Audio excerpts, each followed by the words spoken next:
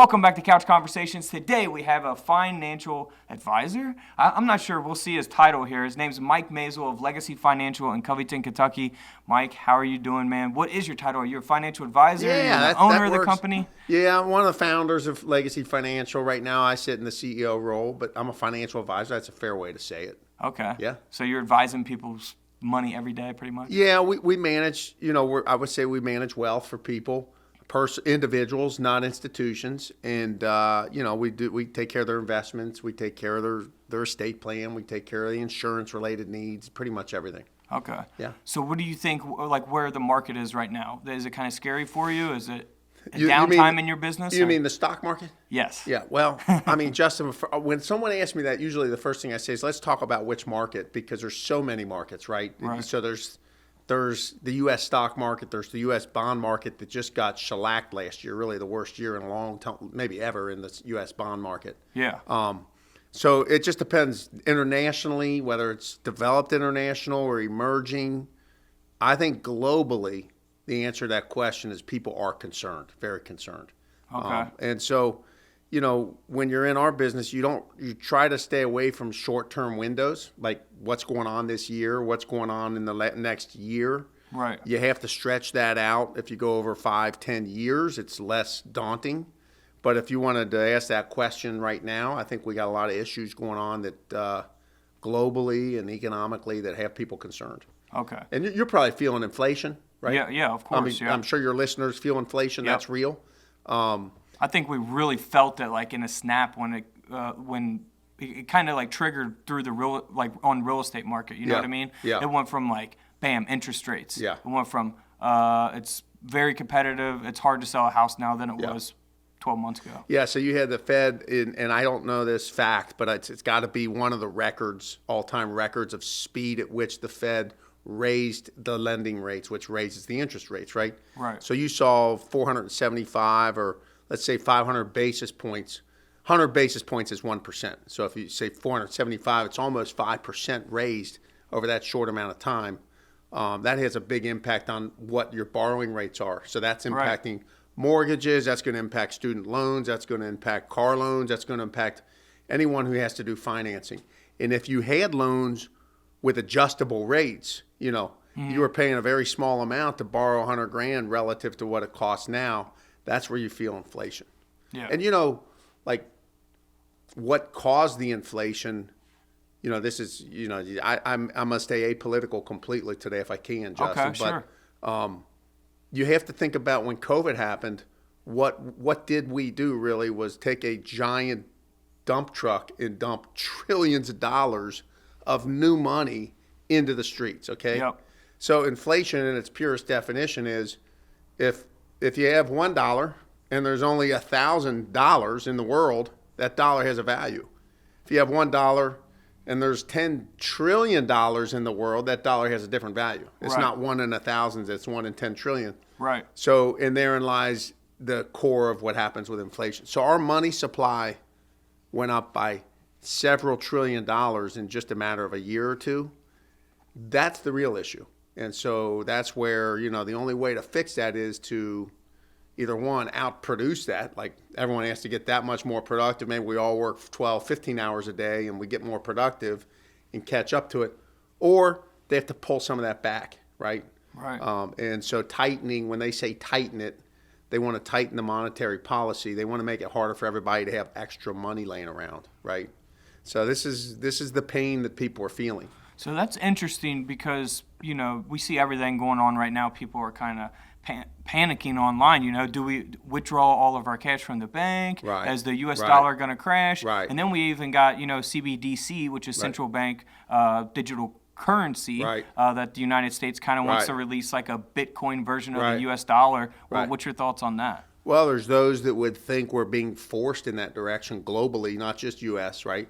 Yeah. U.S. will probably be the standard setter in that, I would think. But, also as we speak here on May 3rd, you've got small banks just falling apart in the news. No one's talking First about Republic, it. But, there's another one, bites the dust every other day right now, and they're getting bought up by the bigs, which JP Morgan. Just that consolidation of, what we just saw with JP, and you're going to see a few more that on the regional side.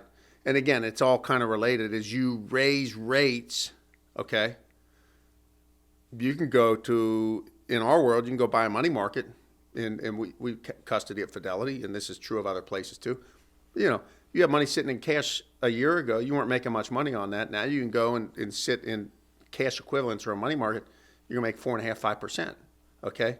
Well, if I'm still at the bank, a small bank or a regional bank, in a savings account, that takes a while for that to catch up. So now I'm making 0 to 1% on my deposits at a bank, or I can go over here to Fidelity and I can open up a money market account, which is just like a savings account in theory. I mean, there's other issues there I'm not getting into, but I'm gonna make 4.5 versus 1.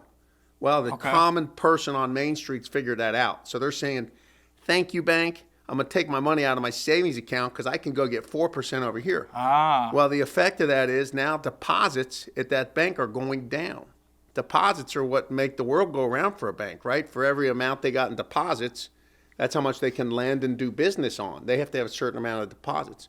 Like It's a Wonderful Life. You see that run on the bank in that movie, right? Yeah. All of a sudden, everyone's taking their money out and moving to something else until rates find their right space. If I could make the same on a savings account at Fifth Third that I could on a money market inside the brokerage account, well, then it won't be moving back and forth. But right now, it's displaced because of the speed. The last time that I was at the bank last week, the teller actually told me, she said, your savings account, it was like less than 1%. Yeah. She's like, we could get you like 3% or whatever. Yeah.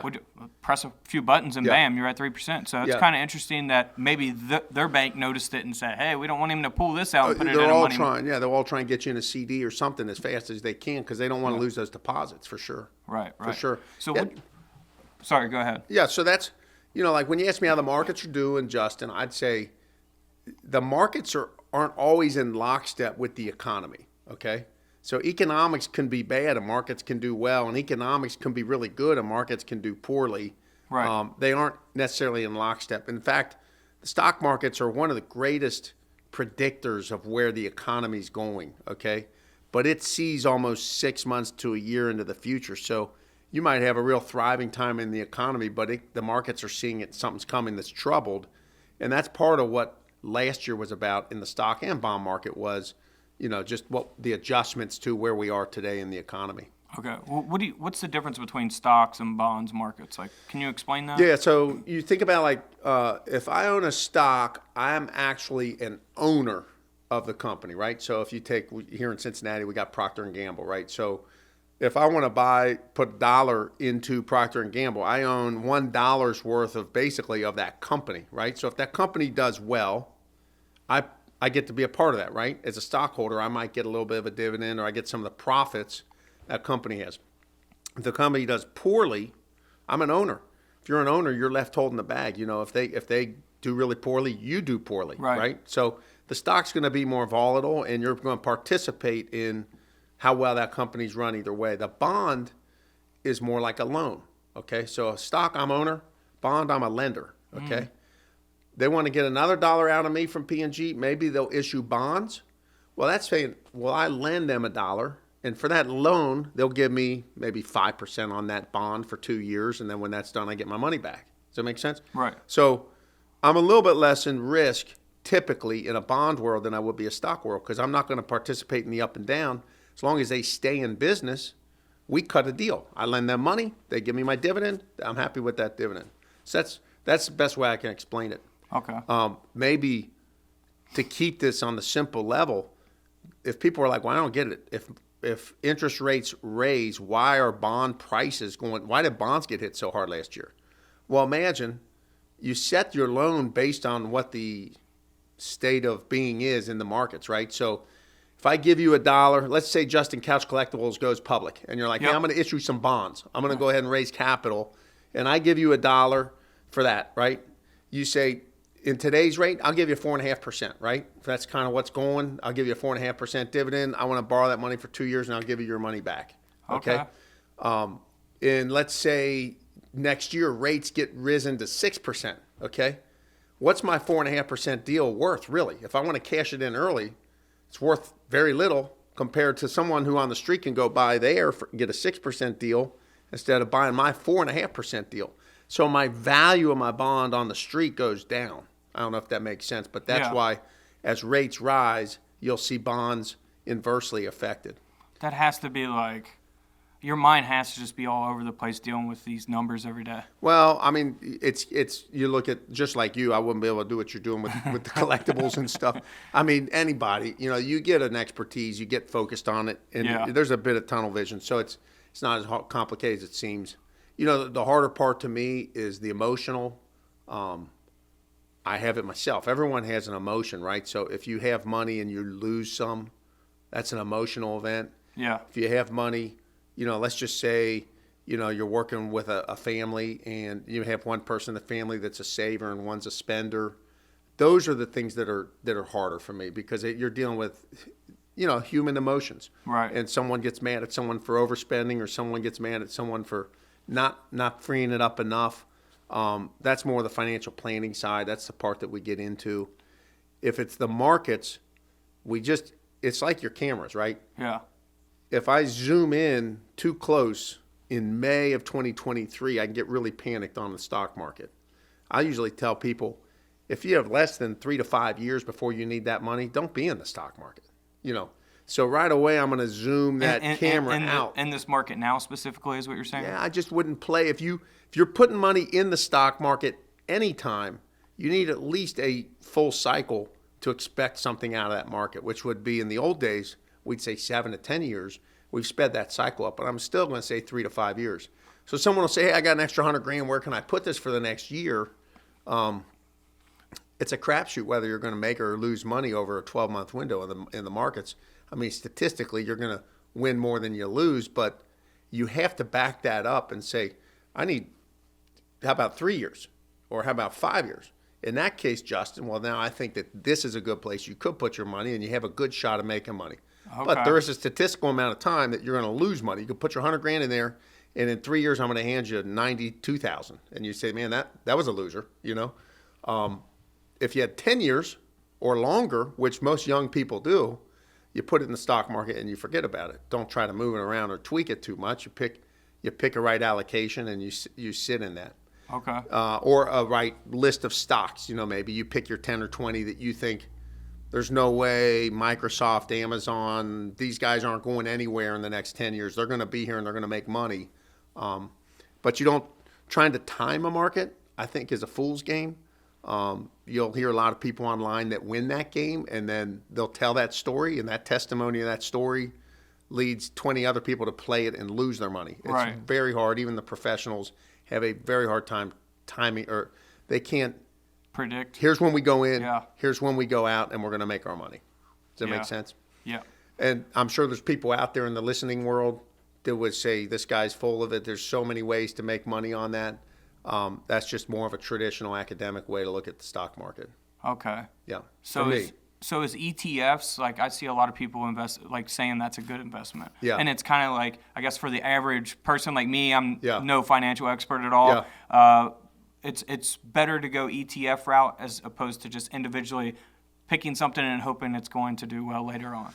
Yeah, like an ETF is a newer instrument. It stands for an exchange traded fund. But let's kind of go down this evolution to help you understand ETF. Okay. You have stocks, right? Yep. Like you could list out 10 killer stocks.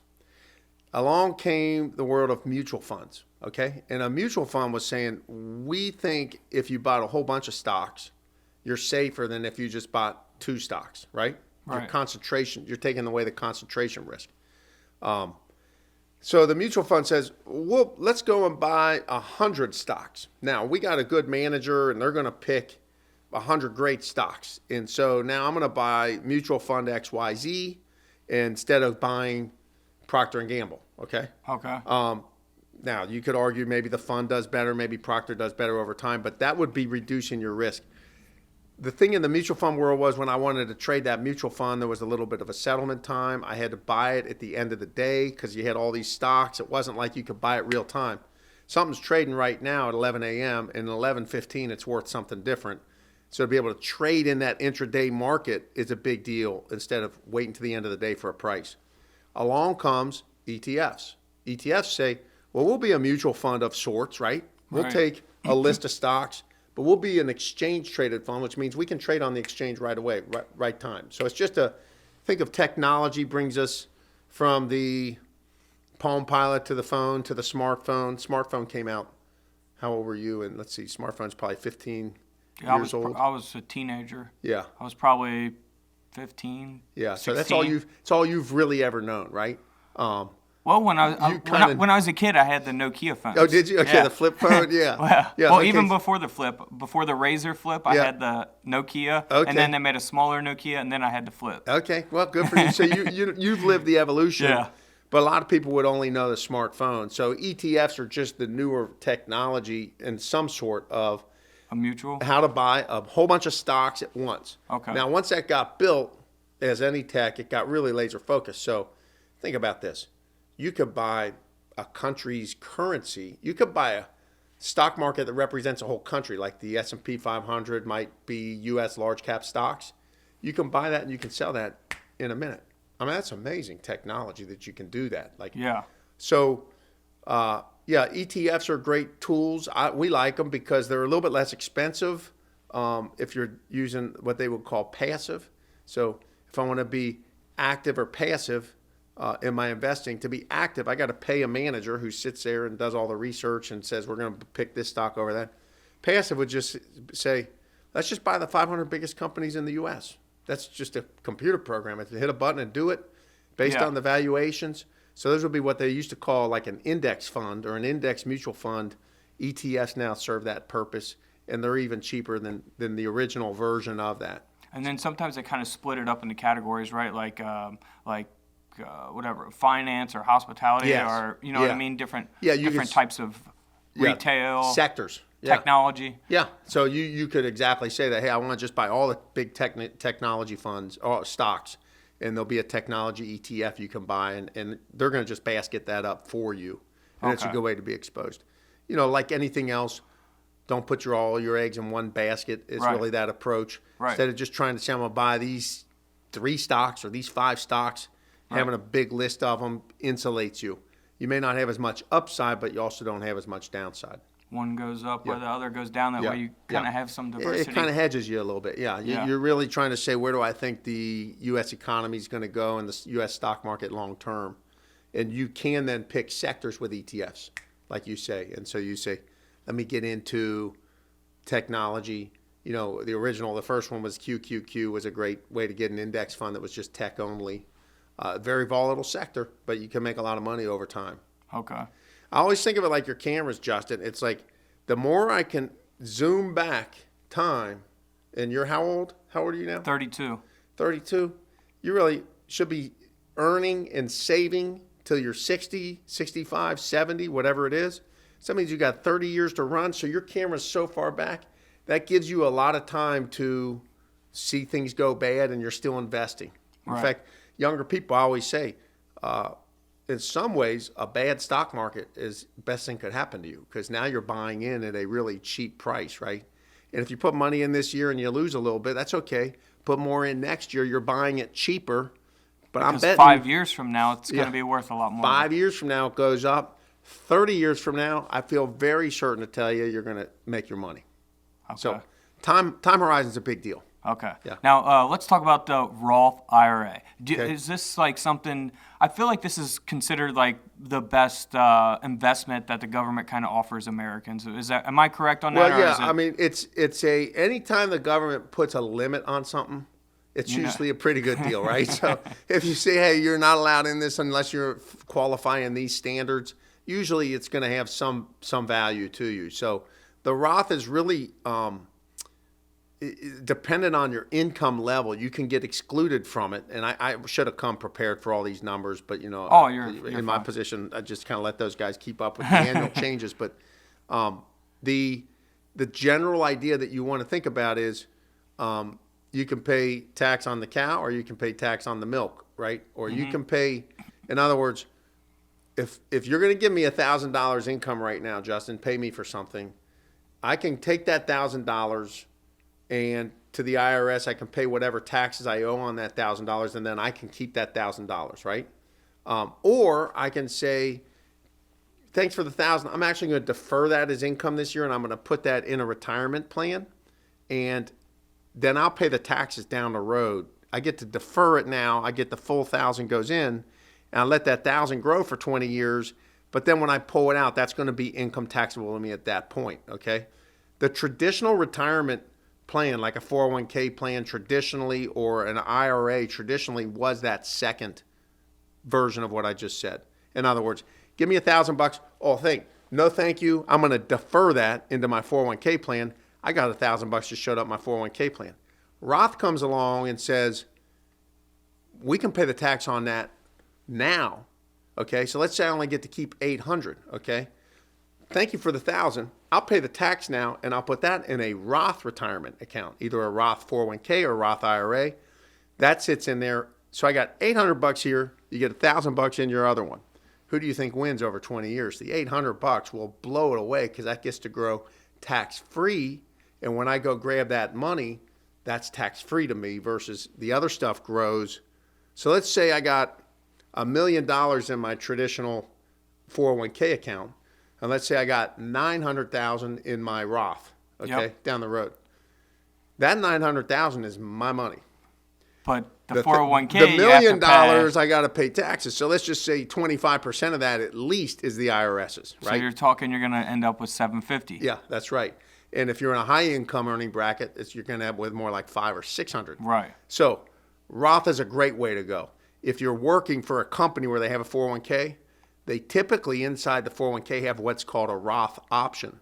And all you got to do is on whatever amount you're putting in, you choose, do I want a traditional contribution or a Roth contribution? You want to tell your HR director, I'll take the Roth contribution. Thank you. That's good advice. Yeah, it's going to force savings for you because you're going to feel like, well, hold on, now I'm paying taxes on money I didn't get to keep because it's going in there. That does two things. One, it forces you to save now because you're feeling a little more pain. You might have one less Chick-fil-A sandwich a month or something, whatever it is your tax bill is. Right. But that's going in the right world. So a lot of people don't know that exists on their 401k world. The beauty of that is no matter what your income level is, even if you were excluded from using a Roth IRA, you can still get in the Roth 401k. So that's an option if you're in that world. Okay. Yep. So Roth IRA, is it for typically people that have higher income or lower? The Roth IRA, let's say if you make over $150,000 a year or whatever it is jointly or individual or jointly, I don't know the number off the top of my head, but you would be above that number, you wouldn't be allowed to use the Roth. Okay. Okay. But below it, you can in the Roth IRA world. The Roth 401k world, which means that's usually your employer's plan if you're working for a company. Okay.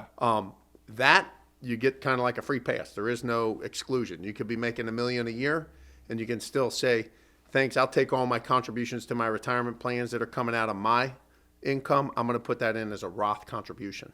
So two different worlds: Roth 401k, Roth IRA. Okay.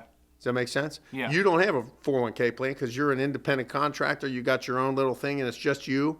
So you're setting up IRAs and that kind of stuff. But for a lot of your, let's say you've got a listener and they work over at, Kroger's, right? Kroger's has a great retirement plan, and they get to put some of their income in that. They would have that option in their 401k. So people that make over 150 can still do the IRA. The 401k, but not the IRA. Yeah, not the IRA. They can't do the IRA? Like a traditional? The IRA? Traditional IRA. Yeah, you can do a traditional IRA. The Roth, the contribution to the Roth. Okay. Difficult to do that. Which is a maximum of $6,000 per year, Yes. Unless you're like Over I don't 50. know the exact age, but what is it? Yeah, over 50 you can do a catch up then, so you can get it to $7,000. Yeah. Okay. Yep. And you can pull out at like 55, I think, or something like that. You could put, there's rules out there. Ideally, it's Without 59 and a half penalized? when you want to start, when you want to wait, or 60, that age range is when you could start pulling out of that thing. Okay. Again, forgive viewers, I didn't come with homework ready because I didn't know what we're talking about. So I used to know the IRA rules real well. I haven't, I've been running the firm for a while, so these numbers are all going to be a little off, but the concepts are the same. Okay. Yeah. So what's your advice to someone that says, hey, I'm in debt. I got student debt. I got car payment, a house payment, maybe a couple kids. Yeah. Do you encourage them to invest in the markets and start saving for their future? Or start paying off that debt and then do it, or simultaneously? Great question. Typically, we would tell you stack your debt, make sure that you know what's the most expensive debt you have and pay that down first.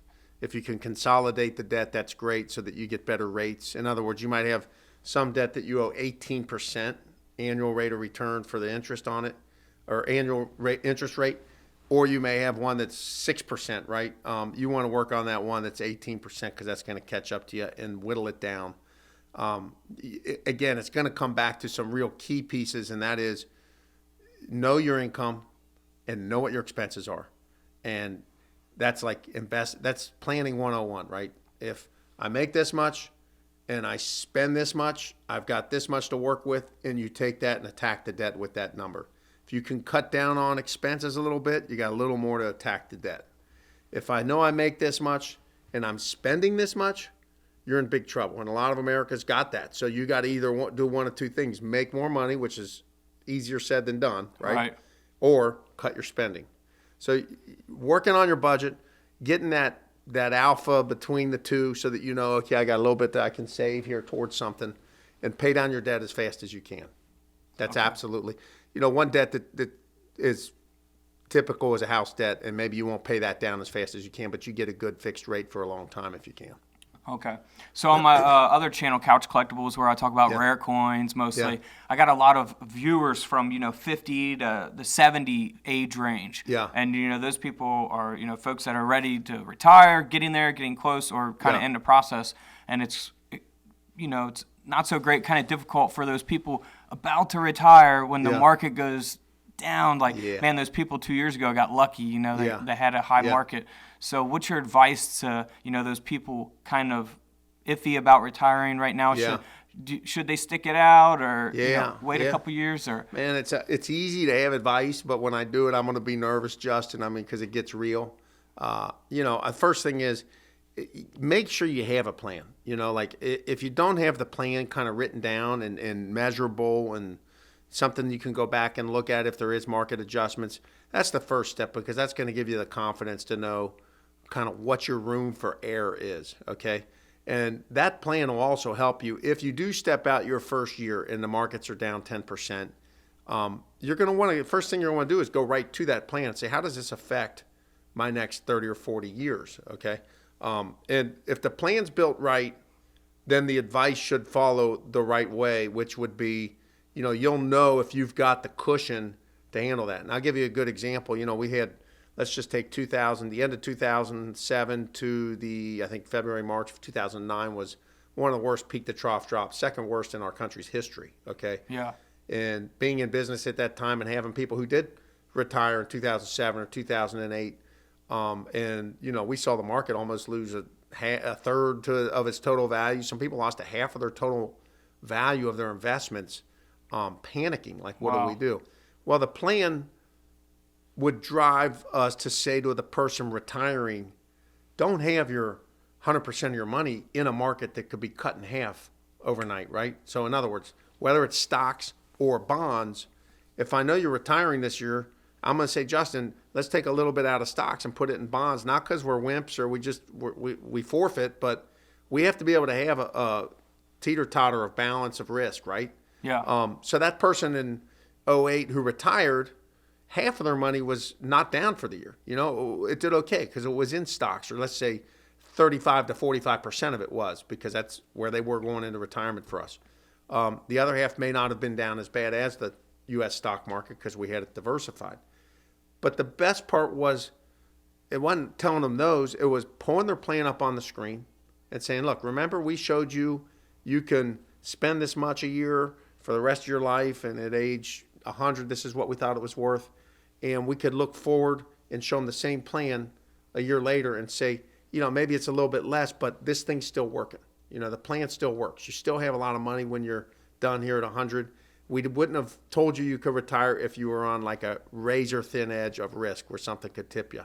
So I'm going to just push you back to the answer to that question for someone who's thinking about retiring is take the time to meet with someone, get a plan built, get it put into the system. There's incredible technology and math that can kind of make that decision easier. Okay. Yep. That's cool. It is a scarier time, though, for sure. Yeah. Just a couple more questions. I know you don't have so much time. But so what's your thoughts? This might not even be a question for you about, gold. You kind of want to diversify, right? You got money in stocks. Maybe you got some precious metals, gold and silver, maybe real estate, maybe crypto, whatever it may be, appreciating assets. What's your thoughts on having money in all those things? Or are you just focused just on you're a stock guy? Yeah. Our world is focused on the main building blocks that we can buy and sell on the stock exchange, bond exchange world, right? So, I do have a great appreciation though for the value of alternatives, whether it's precious metals or silver or gold or coins, or now you're into crypto world is another world, right? Right. Or real estate or other forms of alternatives. When they're packaged in a way that we can bring it to our clients and sell it in a tradable way, we typically put it into our picture. So the answer from my position at Legacy would be, I see value in those, but I know less than you would know on some of those topics because that's where you swim quite a bit. Okay. That's not your lane. Yeah, that's not my lane, right? And we all have to pay more attention to it. It's coming down the pike, and look, it's never hurt to have, in your case, as we look around here. You've got value in just having the hard currency of silver or the hard currency of gold in the coin, right? Right. Itself. I don't think that's going to go away. There's a value to that. Okay. There's a value to, Justin, to what you do. There's collectibles out there that hold value, and they've held value for decades, and so. But that's totally outside of the purview of what we do. I've definitely seen a decline. I'm a big wrestling fan. Wrestling figures, they were skyrocketing. When everything was good, and now they're still steady, but they're going down like everything else. Yeah. So to finish this off real quick, this is kind of a question for me, and maybe I'm sure other people are curious too that are in pretty well positions. How do you go about? If I wanted to set up something for like my niece or a family member, if you have a kid that's, 5 or 10 years old and, you want to start saving money for them. So, when they go to college or when they're 25, whenever you want to give them that money, they have, a good sum of money to get their life started. Yeah. So depending on the circumstance, right? Because there's a lot of different vehicles to go out there. But one of the biggest advantages I think we can give to our family members is education. As you know, it makes a huge difference to have education behind you. So I'm a big fan of the 529 education saving plans. And that's because that gives you the ability, it's built for that. You can give it in a gift form. Now, can you do that if you're not the actual parent of the child? Yeah, you could set one up. For your niece. Okay. And, she's the beneficiary of it and you can own it. Shoot, you could set one up in someone else's name, your mom's name if you wanted for them. It doesn't matter so much. That's very flexible, owner and beneficiary. The other thing that's nice is that used to be only for college. They've opened that up now so it can be for other years of schooling other than college. So it's a qualified education expense. What's nice about that is if you put that in certain states, I know in Ohio you get a state tax deduction up to a certain number that you contribute. Kentucky's not the case. So you get a little bit of a tax break in certain states when you're doing this. But once it's in there, it's going to grow really like the Roth money that we talked about. Like compound tax-free. Is that what? Yeah, and the money that's grown in there, you don't pay taxes on as long as it's used for education. Okay. So it's really a nice tool and it's flexible. And if you have a kid who's in, wanting to go to private high school and that helps them get there, that's a big advantage, right? I'm a public school fan too, growing up, going to a public school, Justin, and I learned a lot just like you probably did. Yeah. But I'm sure you're like me. I look around this city and I see people came from a couple of the private schools where it's an alumni that's thick, man, and they do things for each other that I'm just not in that club. And so giving someone an opportunity to even be in that level, not just at college, but in an educational standpoint of high school or grade school, I think that's a great tool. And it's very flexible, very easy for you to give away. You can also help them set up like a custodial account that when they're 18, they become the owner of that account. And until then, you're the owner of that account. Depending on how many dollars you want to do for them and how you want to do it, that's not bad. Does that work like the same way as You the would 529? The money in there has some tax advantage in its growth, but it's going to be taxable at a certain level of growth. It's a little complicated, and those are the older versions, I would say. Like, as technology of the world's come along, I feel like the 529 opening up what they're opening up to, that's the first place I would step if I was going to do something for a family member, assuming that education was important to them. Okay. Yeah, but you could do a lot of other things for them too. You could set up accounts in their name or in your name for them, and just have a pot of money to give to them. I find it's for my peer family members and members above, it's life's emergencies that really hit them, right? It's a broken down car, it's a health problem. Right. That's another place that I think it's really great to be able to step in and help if you can. And people really feel that difference. That's the difference between someone making it and not making it, this year. Yeah. So, yeah, you got a big heart, Justin. I'll just say this before we sign off. I mean, I've known you from, your story before I knew you. It's an incredible story for listeners. If they haven't heard it, they should look it up. You're an incredible overcomer, fighter. Your heart for people is a big deal. I like to say at our office, your treasure is where your heart is, which is actually a quote from, I believe, the greatest teacher of all time, Jesus. But, what he's getting at there, I believe, is money's one thing, right? Just like wealth is, just like things are, our houses, our cars, whatever, our clothes, even our body itself, right? But it's a very temporal thing, and we're made at a level that's even beyond that. Our heart and what we're about is maybe more important than that. So to put the heart here and to put money here, I think is sometimes what happens in our quest for money. Easy to do that. Yeah. Everybody, right? I mean, there's movies about this. Every year a new movie tells the same story, right? Yeah. To put the heart here doesn't even mean we devalue money and hold money loosely.